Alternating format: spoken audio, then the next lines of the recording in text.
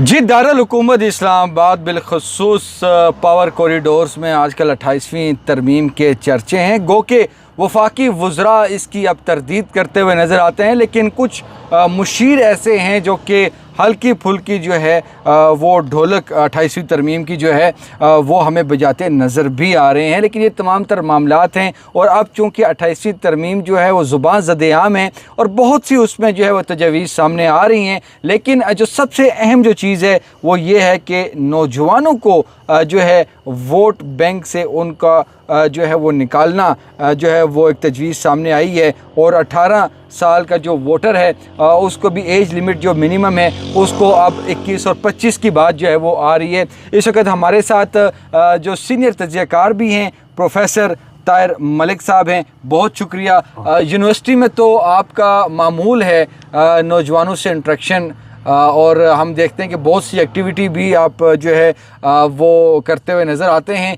तो नौजवानों की क्या फ़ीडबैक है, आपने कोई डिस्कस किया यूनिवर्सिटी में जब जाते हैं तो ये इस इशू को लेके? मैं समझता हूँ कि पिछले जो 2 डेकेड्स हैं, 2 दहाइयाँ, उसमें हमने ये बड़ा क्रेडिट लिया और इस पे प्राउड फील हुए कि नौजवानों की मेन स्ट्रीमिंग हुई है और वो पॉलिटिकल पार्टिसिपेशन कर रहे हैं और उनकी हमने देखा कि एक यूथ फैक्टर है, उसको यूथ बल्ज भी कहते हैं। और अब हम ये कह रहे हैं कि इस यूथ फैक्टर को कर्टेल करना है और वोटर की उम्र की हद 18 से 21 साल ले जानी है।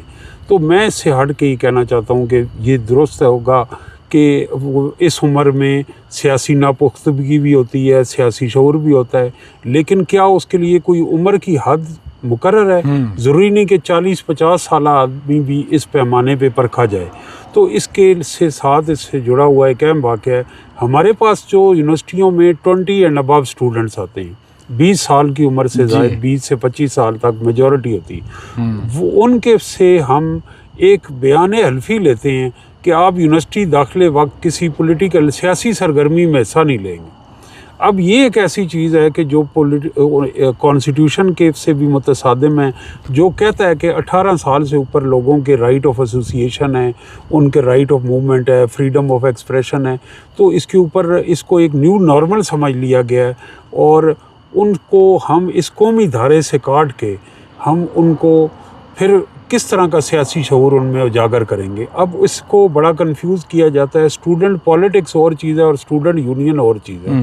ठीक है, पुरतशद्दद माजी में ऐसे वाक़यात हुए, सियासी जमातों की इन्वॉल्वमेंट हुई, लेकिन स्टूडेंट यूनियन एक तालिब इल्मों के अंदर सियासी शऊर उजागर करने के लिए और लीडरशिप को इनकलकेट करने के लिए, उनके अंदर लीडरशिप को, क़यादत का जो फुक़दान हम कहते हैं, ज़िंदगी के मुख्तलिफ़ शोबों में वो जाएंगे, वहाँ उनको लीडरशिप रोल कर रहे हैं। वो वकील बनेंगे, साफ़ी बनेंगे, प्रोफेसर बनेंगे, जिस इंजीनियर बनेंगे, डॉक्टर बनेंगे, लीडरशिप हर रोल मॉडल में उन्हें चाहिए। तो हम उनको एक ऐसा रोबोट बना रहे हैं जिसके ऊपर मुख्तलिफ़ एक्सपेरिमेंट होते हैं, उनके अंदर एक कौमी और सियासी शऊर वाली पर मबनी सोच नहीं बना रहे। हमारे लीड को देख लें, उनके जब बच्चे ऑक्सफोर्ड, कैम्ब्रिज, हार्वर्ड जाते हैं तो एक दिन बड़ी खुशी से वो ख़बर हमें सुनाई जाती है कि जी एक पाकिस्तानी ने जिसके वालिद ये हैं और जो ये है, उसने 170 मुल्कों की नेशनलिटीज़ के मुकाबले में स्टूडेंट यूनियन का इलेक्शन जीता। हमने ये देखा है कि ऑक्सफोर्ड, कैम्ब्रिज में तो उन यूनिवर्सिटियों में क्या मेयार तालीम ख़त्म हो गया। अभी एक बड़े मीडिया हाउसेस ने ये डिबेट कराई कि ये चीज़ पहले ये हुआ और उसके बाद अब ये आ गया कि वोटर की फहरिस्त। तीसरा जो अहम मसला है कि नौजवानों से किसी तरह की पॉलिटिकल कम्युनिकेशन नहीं हो रही और इसमें नौजवान ही नहीं, ये जो कम्युनिकेशन है हमारे सियासी रहनुमाओं की, और वो सारी कम्युनिकेशन शोबिज़ की है। और वो देखें, कभी आप तंदूर पे लॉटरियाँ लगा रहे हैं, कभी आप कह रहे हैं कि फ़लाँ ने वर्ल्ड कप जीता है, कभी आप कहते हैं कि इस एज में भी उसने अपने आप को फिट रखा हुआ है। इसके अंदर पॉलिटिकल कम्युनिकेशन क्या है?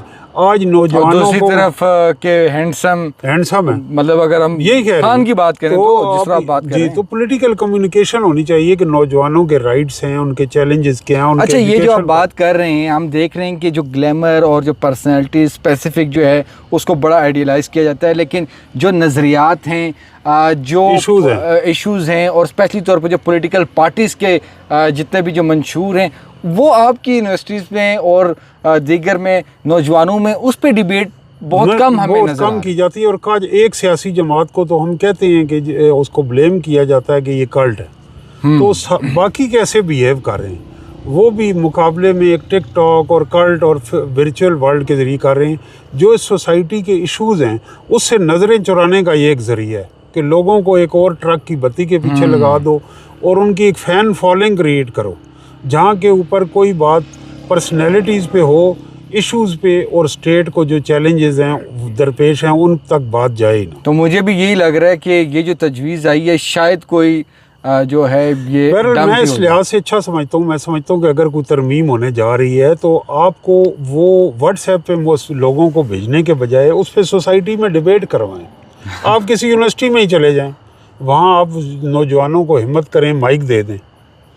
वहाँ तो माइक भी कंट्रोल होता है। हमारी किसी यूनिवर्सिटी में मकालमा नहीं हो रहा, मोनोलॉग है, और माइक रखा होता है वहाँ पीछे लोगों ने, वो जिसको इशारा करते हैं उसको माइक पहले से ही वो सारा उसका अरेंजमेंट होता है।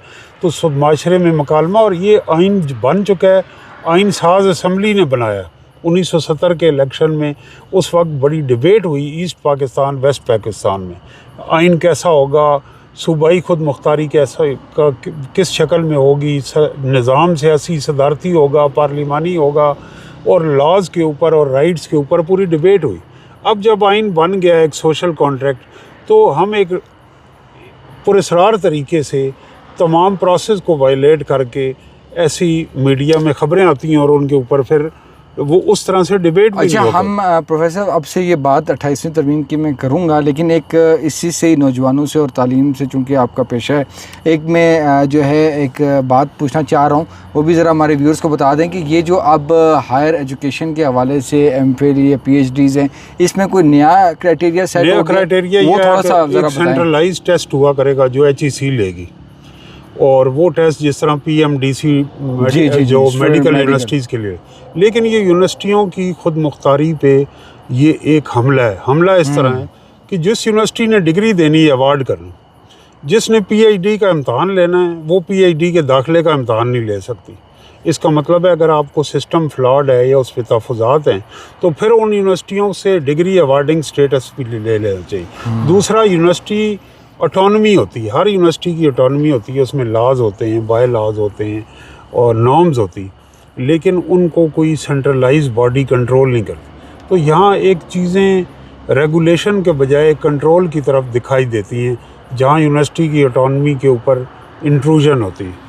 तो इस पर आप वज़ीर-ए-आज़म या सदर मुमलिकत से भी कोई बात का अपील करना चाहेंगे कि वो इस चीज़ का नोटिस लें और इसको जो है वापस होना चाहिए इस फैसले को? मैं उनसे कोई अपील नहीं करूंगा कि वो, क्योंकि तजर्बात हो रहे हैं। अब 22 पंजाब में 22 मई से आगे लंबी तरीन छुट्टियां दे दी गई, तो जिनसे अपील कर रहे हैं उनके बच्चे इस सिस्टम में ही नहीं, यानी जो आप नाम ले रहे हैं वज़ीर-ए-आज़म अहम शख्सियात हैं, गवर्नमेंट कॉलेज लाहौर से पढ़े। अब आगे उनके बच्चे गवर्नमेंट कॉलेज लाहौर से पढ़े होंगे, उनकी थर्ड जनरेशन नहीं पढ़।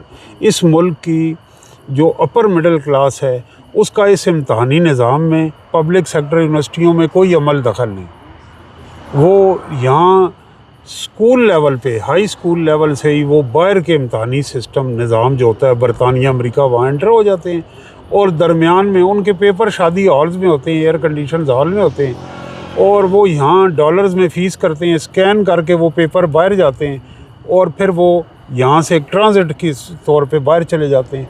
तो ये सारे तजर्बात मेरे और आपके बच्चों पे होंगे, उनसे इसलिए अपील करने का फ़ायदा ही कोई। ये बताइएगा आखिर में कि 28वीं तरमीम के हवाले से सदर मुमलिकत आसिफ अली जरदारी को एक मरतबा फिर हदफ जो है वो हम देख रहे हैं कि सोशल मीडिया पर और बहुत से ऐसे जो है शख्सियात में नज़र आती है जो कि बाकायदा तौर पर जो है सदर जरदारी को टारगेट किए हुए हैं, और ये एक कैंपेन पहले भी चल चुकी है। तो आप क्या कहते हैं कि सदर जरदारी साहब जो हैं उनके हवाले से आप क्या कहते हैं? मतलब कि समझा जाता है कि मफामत के वो किंग कहलाए जाते हैं पाकिस्तान में, तो ये 28वीं तरमीम और ये तमाम तर मामला, मैं इस वजह से आपसे पूछ रहा हूँ कि 2.5 साल का फार्मूला हमने सुना था जब ये हुकूमत बन रही थी, और हमने ख़ुद इन कानून से सुना था, हमारे सामने बहुत आला शख्सियात बैठी थी जिन्होंने ये बात हमें बताई थी। लेकिन अब 2.5 साल को सिर्फ 3 माह रह गए, उससे पहले ही कोई इस तरह की बातें हैं, माने सदर में तब्दीलियां और दिस एंड दैट, इस पे आप कैसे इसको आप इसके 3 पहलू हैं। एक तो ये कि सदर मुमलिकत आसिफ अली जरदारी जो हैं वो इस हाइब्रिड निज़ाम में बहरहाल वो एक सियासी शख्सियत का काट के आदमी, मौलाना फजलुर रहमान सिस्टम में नहीं है, मियाँ नवाज शरीफ नहीं है, लेकिन आसिफ जरदारी हैं, वो माइनस नहीं हुआ है। दूसरा, वो फेडरेशन की नुमाइंदगी करते हैं, उनका ताल्लुक सिंध से है और बलोच ट्राइब से भी है, और सिंध के जो नहरों वाला इशू है उसके ऊपर उन्होंने स्टैंड लिया। सूबाई खुद मुख्तारी पर अगर वो कोई चीज़ एक्सेप्ट करते हैं तो पीपल्स पार्टी की सिंध में सियासत ख़त्म हो जाएगी। दबाव है, दबाव का नतीजे में हमेशा उसके नताइज ताकतवर लोगों के हक़ में निकलते हैं। पीपल्स पार्टी मान भी जाती है, लेकिन उनके लिए बड़ा मुश्किल फ़ैसला है। जहाँ तक आपने मीडिया ट्रायल की बात की है, तो वो सदर मुमलिकत आसिफ अली जरदारी की से उनकी पुरानी मोहब्बत है। हाँ। और वो ये है कि वो पाकिस्तान की जो मौजूदा तारीख़ है उसमें सबसे ज़्यादा फेक न्यूज़ और करैक्टर असैसिनेशन का शिकार होने वाली शख्सियत जो हैं वो सदर पाकिस्तान आसिफ अली जरदारी हैं। लेकिन ना वो किसी चीज़ का जवाब देते हैं और ना कोई तरदीद हासिल करते हैं, और तारीख मुस्कुराते हैं, और फिर वक्त भी मुस्कुराता है। ऐसा ही है, कि जो लोग ट्रायल करते हैं उन्हें मैंने देखा है, जब वोट टेकिंग हो रही थी तो एक बहुत बड़े मीडिया हाउस के ओनर थे, तो उनको इस वक्त एक मुशीर हैं प्राइम मिनिस्टर के, वो पिछले दरवाजे से लेके आए कुर्सियों से, उसी अखबार से वो वाबस्ता भी रहे थे, और बड़ी शर्मिंदगी में उन्होंने आसिफ अली जरदारी को तकरीबन घुटनों तक झुक के ओस टेकिंग मुबारकबाद दी। तो इसी तरह सेनेटर सैफुर रहमान है, इसका ये मतलब नहीं कि जो उन पे इल्ज़ामात लगे हैं सारे गलत हों, सहाफ़ी भी, लेकिन जब एजेंडा बेस्ड जर्नलिज्म हो जाती है जी, तो उसके का एक नतीजा ये है कि वक्त के बाद उस जर्नलिस्ट की भी क्रेडिबिलिटी ख़त्म हो जाती है, और वो उस शख्सियत ही नहीं बल्कि कौम से भी माफ़ी का तलबगार हो जाता है। तो ये तमाम तर मामलात थे, और बड़ी खूबसूरती से जो है सीनियर तजियाकार जो हैं ताहिर मलिक साहब ने तमाम तर इश्यूज़ पे बिलखसूस जो नौजवानों का जो मसला है उसको जो है उन्होंने हाईलाइट किया है, और इस बात पे ज़ोर दिया है कि जो हमारे नौजवान हैं उनको मज़ीद बाइख्तियार बनाने के लिए, सियासी शऊर देने के लिए जो है उस पर काम करने की ज़रूरत है, ना कि जो उम्र जो वोटर की जो उम्र की जो हद है उसको जो है ख़त्म करने के जो मामलात हैं। तो ये तमाम तर मामलात हैं। अगली मरतबा फिर हाज़िर होंगे एक नई स्टोरी के साथ, तब तक के लिए इजाज़त। अस्सलाम वालेकुम।